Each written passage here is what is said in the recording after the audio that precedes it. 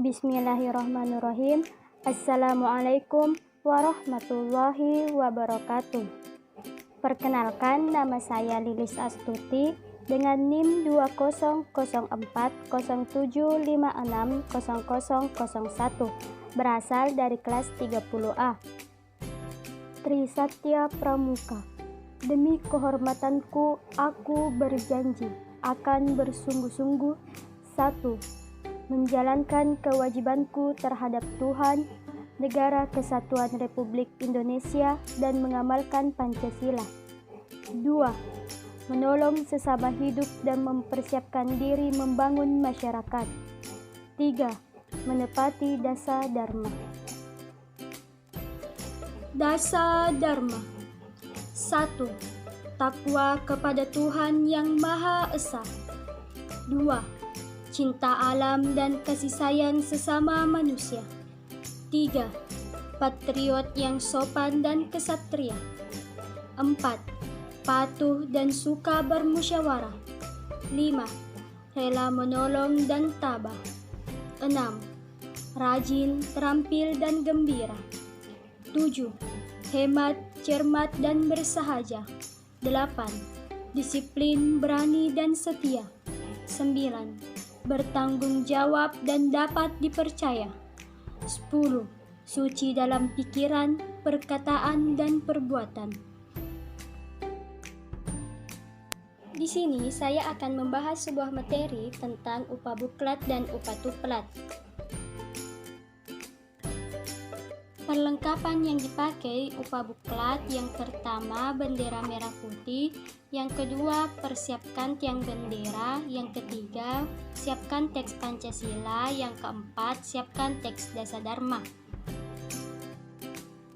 Pelaksanaan upacara: 1 orang pemimpin upacara, 3 orang pengibar bendera, 1 orang pembina upacara, 1 orang pembaca Dasa Dharma. Pemimpin barisan, wakil deka, dan peserta upacara.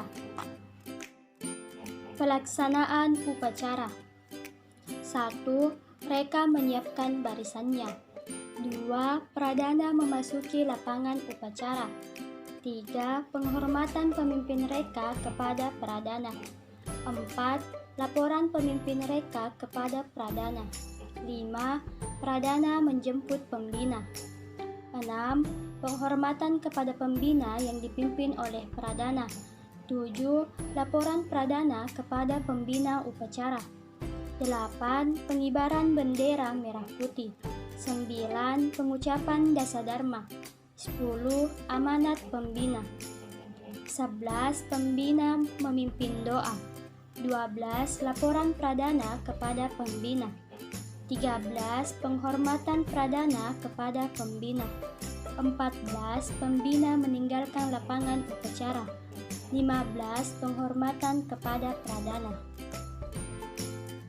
Perbedaan upabuklat dan upatuplat. Pada upatuplat terletak pada yang pertama, adanya pembacaan Dasa Dharma. Yang kedua, penurunan bendera merah putih. Tingkat dan golongan. Yang pertama, upacara siaga. Yang kedua, upacara penggalan. Yang ketiga, upacara penegak. Yang keempat, upacara pendega. Selanjutnya, kita akan membahas tentang sejarah pramuka. Sejarah pramuka di dunia. Sejarah pramuka di dunia pertama kali dimulai saat Baden-Powell menuliskan pengalamannya dalam buku Scouting for Boys pada tahun 1908. Buku tersebut dibuat untuk panduan acara perkemahan yang dirintisnya pada tahun itu. Pada tahun 1912, Baden-Powell bersama adik perempuannya Agnes mendirikan organisasi pramuka untuk wanita bernama Girgwides. Pada tahun 1916, mulai berdirinya organisasi pramuka untuk usia siaga yang dinamai CUB atau Anak Serigala, dan pada tahun 1918 kemudian berdiri organisasi Rover Scout yang ditujukan untuk kelompok remaja berusia 17 tahun.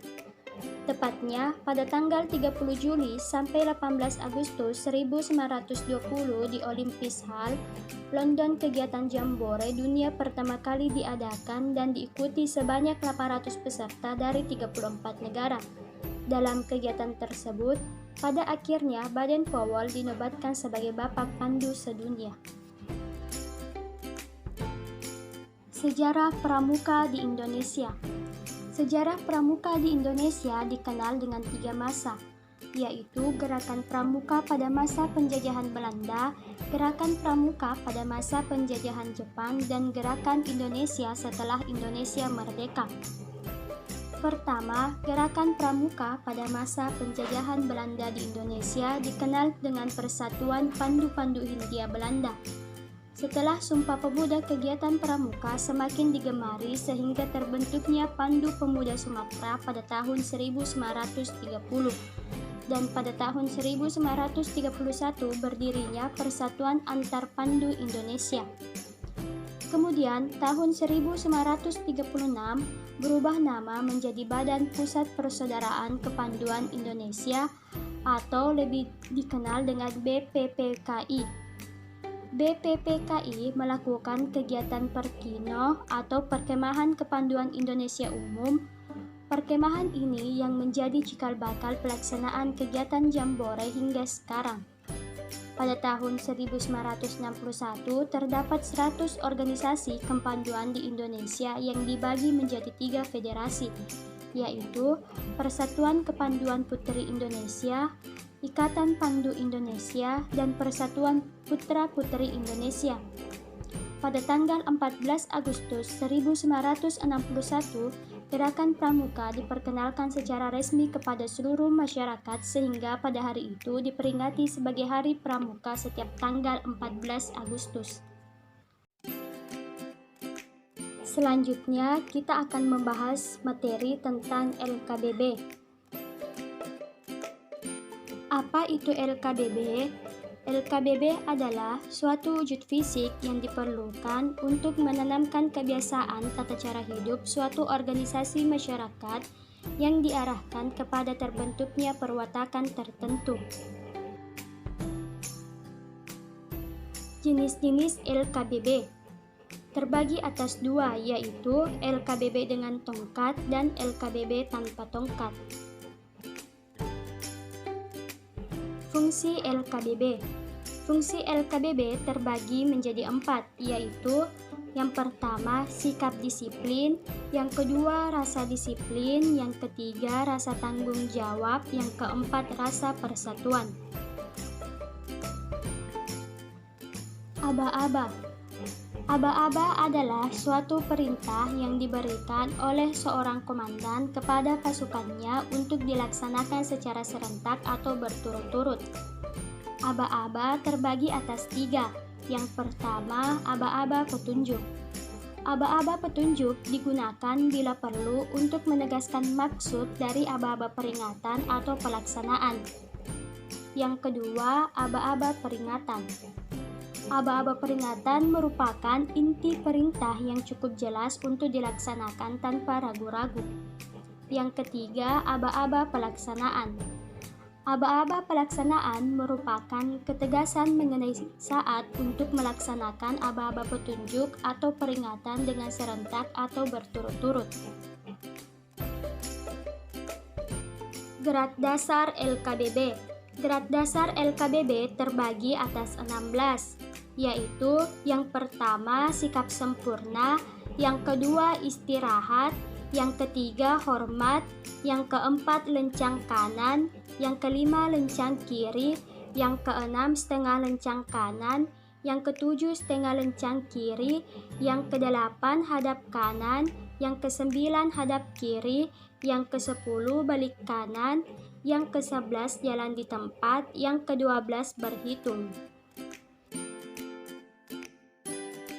Yang ke-13 hadap serong kanan, yang ke-14 hadap serong kiri, yang ke-15 langkah tegap maju, yang ke-16 maju jalan.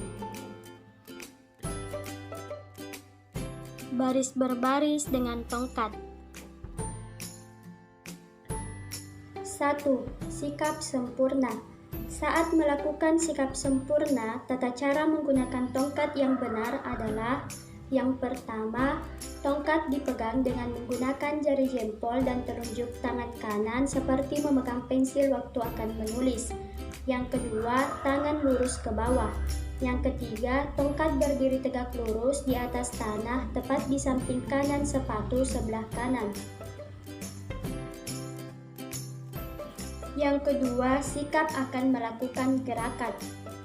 Saat akan melaksanakan suatu gerakan dalam PBB seperti akan hadap kanan, hadap kiri, balik kanan, tata cara menggunakan tongkat yang benar adalah: 1.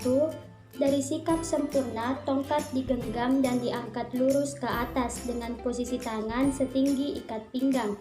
Yang kedua, melaksanakan gerakan PBB sebagaimana diperintahkan seperti hadap kanan atau hadap kiri. 3. Sikap saat memberikan salam biasa. Salam biasa adalah salam pramuka atau penghormatan yang diberikan kepada sesama pramuka maupun kakak pembina baik di luar upacara maupun saat upacara. Saat memberikan salam biasa, penggunaan tongkatnya yaitu: yang pertama, dari sikap sempurna, tongkat digenggam dan diangkat lurus ke atas dengan posisi tangan setinggi ikat pinggang. Yang kedua, tangan kiri dibuka, diletakkan rata di depan dada dengan telapak tangan menghadap ke bawah dan ujung ibu jari tangan kiri menyentuh tongkat. Yang ketiga, pandangan mata lurus melihat ke arah yang diberi salam. 4. Sikap saat memberi salam hormat atau janji. Saat memberikan salam hormat atau janji, penggunaan tongkat yang benar yaitu: 1. Tongkat pindah digenggam dengan tangan kiri, ibu jari dengan keempat jari lainnya, dengan posisi tongkat miring, bagian bawah di sisi kanan tubuh, sedangkan bagian atas di sisi kiri tubuh di depan dada. Yang kedua, tangan kanan memberi salam hormat, yaitu diangkat pada pelipis dengan posisi telapak tangan miring terbuka, punggung tangan di bagian atas, dan kelima jari rapat. 5. Sikap saat melaksanakan gerakan maju jalan atau lari jalan. Saat melaksanakan gerakan maju jalan atau lari jalan, tata cara menggunakan tongkat yang benar yaitu: 1. Tongkat digenggam dengan kedua tangan, tongkat di depan dada, posisi tongkat miring ke depan dengan bagian kiri di atas. Yang kedua, posisi tangan kanan setinggi pinggang sebelah kanan, sedangkan tangan kiri di depan dada sebelah kiri. 6. Sikap istirahat di tempat. Saat pramuka sedang berjalan atau berlari dengan membawa tongkat, tata cara menggunakan tongkat seperti saat akan melaksanakan gerakan maju jalan atau lari jalan. 7. Sikap istirahat di tempat. Saat melakukan aba-aba istirahat di tempat, sikap dan tata cara penggunaan tongkat pramuka adalah: 1. Kaki kiri membuka satu langkah ke kiri. 2. Tangan kanan memegang tongkat setinggi pinggang. Ketiga, tongkat diserongkan ke arah kanan agak depan dengan ujung atas menjauhi tubuh dan ujung bawah di samping kiri sepatu kiri. 4. Tangan kiri bebas atas diletakkan di belakang pinggang. 8. Sikap lencang kanan. Saat melaksanakan aba-aba lencang kanan, sikap dan tata cara penggunaan tongkat pramuka yaitu: 1. Tongkat pindah digenggam dengan tangan kiri, ibu jari dengan keempat jari lainnya di depan dada. 2. Posisi tongkat miring, bagian bawah di sisi kanan tubuh, sedangkan bagian atas di sisi kiri tubuh di depan dada. 3. Tangan kanan mengambil jarak satu lengan dengan menggapai dan menyentuh bahu kiri kanan di sebelahnya. 4. Pandangan melihat ke kanan dan meluruskannya. Selanjutnya, kita akan membahas materi tentang tali temali. Pengertian. Yang pertama, simpul. Simpul adalah hubungan tali dengan tali. Yang kedua, ikatan. Ikatan adalah hubungan antara tali dengan benda lain. Yang ketiga, tali. Tali adalah benda yang digunakan dalam simpul maupun ikatan. Macam-macam tali. Macam-macam tali terbagi atas 5. Yang pertama, tali kapas. Yang kedua, tali ijuk. Yang ketiga, tali plastik. Yang keempat, tali webbing. Yang kelima, tarikan mantel. Macam-macam simpul. Simpul terbagi atas 4, yaitu simpul mati, simpul hidup, simpul anyam 1, dan simpul anyam ganda. Macam-macam ikatan. Macam-macam ikatan terbagi atas 7, yaitu yang pertama ikatan pangkal, yang kedua ikatan jangkar, yang ketiga ikatan tarik, yang keempat ikatan palang, yang kelima ikatan lambat, yang keenam ikatan silang, yang ketujuh ikatan canggah. Selanjutnya kita akan membahas materi tentang pioneering. Pertama, pengertian pioneering. Pioneering adalah salah satu teknik pramuka dalam penggunaan peralatan tongkat dan tali yang dirangkai menjadi sebuah model suatu objek, seperti bangunan kreatif, tandu, menara kaki 3, menara kaki 4, dan alat-alat lainnya. Dalam tali temali, kita sering mencampur adukan antara tali, simpul, dan ikatan. Hal ini sebenarnya berbeda sama sekali. Bedanya, tali adalah bendanya, simpul adalah hubungan antara tali dengan tali, ikatan adalah hubungan antara tali dengan benda lainnya, misalnya kayu, balok, bambu, dan sebagainya. Tujuan pioneering. Tujuan pioneering yaitu memberi informasi, ilmu baru, dan mengasah keterampilan peserta dalam membuat sebuah model suatu objek sederhana yang nantinya dapat diaplikasikannya di kehidupan pada saat dan sesudah kegiatan kepramukaan. Manfaat pioneering. Yang pertama, memupuk rasa kebersamaan, kekompakan, dan kerjasama yang baik antar teman pramuka. Yang kedua, dapat diterapkan pada saat-saat genting maupun P3K, pertolongan pertama pada kecelakaan. Yang ketiga, memproyeksi pemikiran peserta dalam merancang suatu objek sebenarnya. Materi selanjutnya, kita akan membahas tentang sandi. Apa itu sandi? Secara istilah, sandi berasal dari bahasa Sanskerta yang memiliki arti rahasia atau menyembunyikan. Sedangkan dalam Kamus Besar Bahasa Indonesia, sandi memiliki arti rahasia atau kode. Jadi, sandi pramuka adalah tulisan dengan huruf sandi yang akan sulit dimengerti oleh kaum awam yang belum mempelajarinya. Manfaat sandi. Manfaat sandi yang pertama yaitu komunikasi antar anggota regu. Yang kedua, meningkatkan daya ingat. Yang ketiga, meningkatkan kecerdasan. Yang keempat, sarana belajar anggota pramuka. Yang kelima, sarana permainan kepramukaan. Macam-macam sandi. Yang pertama, sandi koordinat atau merah putih. Yang kedua, sandi Napoleon. Yang ketiga, sandi jam. Yang keempat, sandi angka atau nomor. Yang kelima, sandi siput. Yang keenam, sandi semapor. Yang ketujuh, sandi AND. Yang kedelapan, sandi Morse. Yang kesembilan, sandi rumput. Baiklah, di sini kita akan membahas tentang sandi Morse. Pengertian sandi Morse. Sandi Morse adalah suatu sandi yang menerapkan sebuah sistem representasi huruf dan angka serta tanda baca sinyal dengan menggunakan simbol titik dan garis.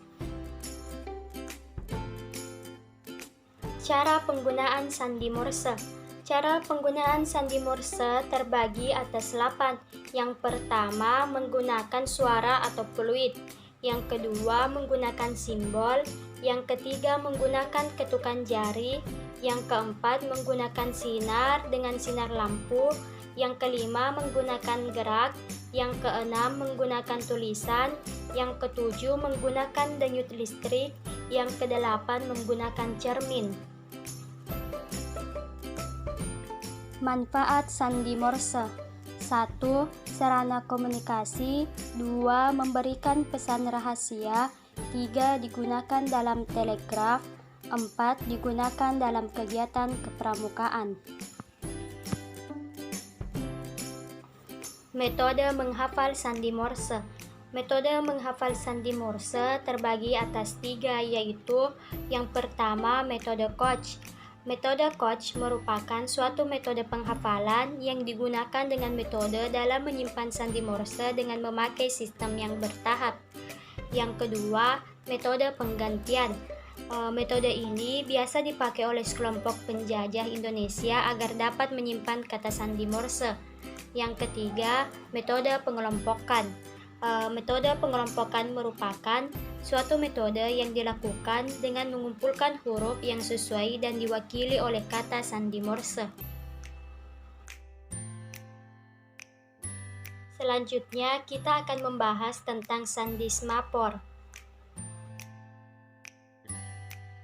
Pengertian semaphore. Semaphore merupakan salah satu teknik untuk menyampaikan dan menerima pesan dengan jarak yang berjauhan. Dalam kepramukaan, teknik semaphore biasa dilakukan dengan menggunakan sepasang bendera yang memiliki ukuran 45 cm x 45 cm, yang merupakan gabungan dua buah segitiga yang masing-masing berwarna merah dan kuning. Penggunaan semaphore dalam pramuka. 1.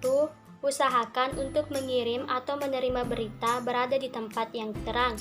Yang kedua, sikap pengirim tegak dan 2 orang lainnya jongkok tanpa menghalangi si pengirim. Yang ketiga, sebelum mengirim berita, kirim perhatian kepada si penerima. Yang keempat, kirimkan huruf per huruf dari perkataan. Yang kelima, untuk menyatakan perkataan telah selesai dipakai tanda bendera dipegang silang ke bawah dan juga digunakan kalau ada huruf kembar. Materi selanjutnya kita akan membahas tentang materi menaksir. Yang paling umum digunakan dalam pramuka adalah menaksir lebar dan tinggi. Sebelum itu, marilah kita membahas tentang apa sih itu menaksir. Menaksir adalah memperkirakan atau mengira-ngira tinggi suatu pohon, lebar sebuah sungai, arus sungai, jarak perjalanan, keadaan cuaca, dan mengukur berat suatu benda. Yang kedua, macam-macam menaksir. Macam-macam menaksir terbagi atas 6, yaitu menaksir diri sendiri, kedua menaksir jarak atau perjalanan, yang ketiga menaksir cuaca, yang keempat menaksir lebar, yang kelima menaksir tinggi, dan keenam menaksir deras arus. Untuk menaksir tinggi pohon biasanya digunakan metode segitiga siku-siku, yaitu 45 derajat. Dan untuk menaksir lebar sungai biasanya digunakan perbandingan segitiga.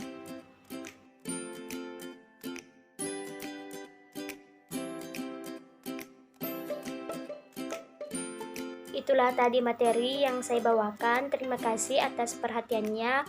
Wassalamualaikum warahmatullahi wabarakatuh.